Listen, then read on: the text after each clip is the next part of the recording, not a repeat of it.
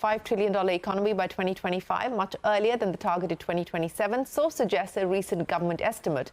And experts agree that gender parity in the workforce will be crucial in ensuring equitable growth.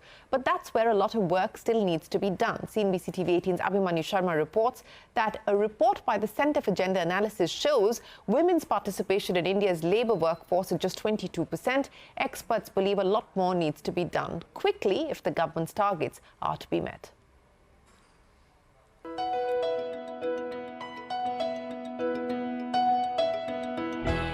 Women are increasingly smashing the glass ceiling in numerous sectors in India, but in reality, these instances are few and far between.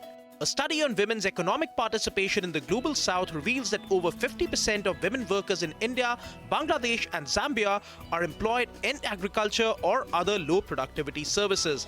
The report adds that such insecure work arrangements could actually disincentivize women participation when it comes to paid work.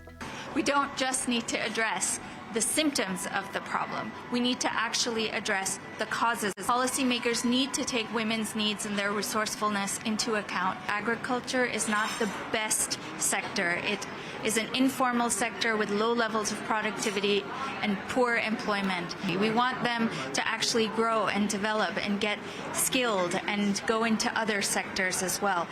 Even in the formal workforce, women participation dwindles as one goes up the corporate ladder, and experts blame this on poor access to skilling programs. The IT sector, 30 to 40% of the entry-level positions go to women. But as you move up the ranks, there's not that many women. We bridge education with technology and digitalization, digital education from a very early age, equally for girls and boys, so that when they're ready to enter the labor market, that women have the technology skills, the digital skills that they need.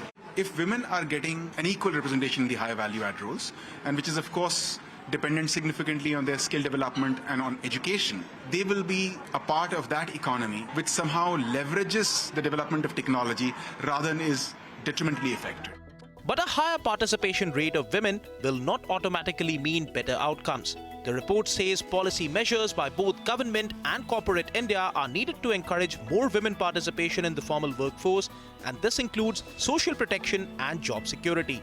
This will mean applying the gender lens to all aspects of state governance rather than just women issues. If we invest into infrastructure and we are not cognizant that infrastructure, the sector itself, has gender inequity, the existing gender inequity will get replicated. The Indian government, however, believes that women's workforce participation is rising across sectors.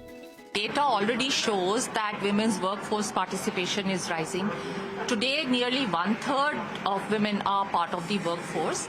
And globally, when we see that when economies grow, the women's workforce participation also goes. There's a U-shape actually. And we are on the cusp of that. As the economy is growing, we are already the 5th largest economy in the world and going to become the 3rd largest economy. Even in the manufacturing sector, especially in the electronics, women's participation is growing. Terming India's potential as great in its quest for a $5 trillion economy, Just Jobs Network has said that the economy is essentially walking on one leg as both men and women need to participate equitably in the labor market. The need to ensure women participation with social protection and security is extremely important as we strive for gender parity in the workforce. In New Delhi, this is Abhimanyu Sharma. And with that, it is time for us to wrap up this edition of News Centre. The news will continue right here on CNBC TV18. Stay tuned.